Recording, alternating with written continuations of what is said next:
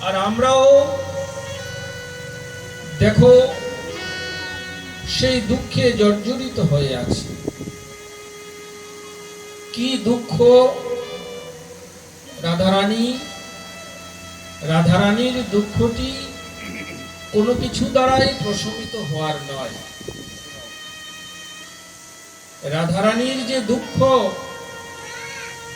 এ দুঃখ আমাদের এই সাংসারিক দুঃখ থেকে কোটি কোটি কোটি কোটি গুণ বেশি। কেমন দুঃখ! এই দুঃখের প্রকাশ তিনি নানাভাবে করেছেন। তাই ওই দুঃখ থেকে পরিত্রাণ পাওয়ার জন্য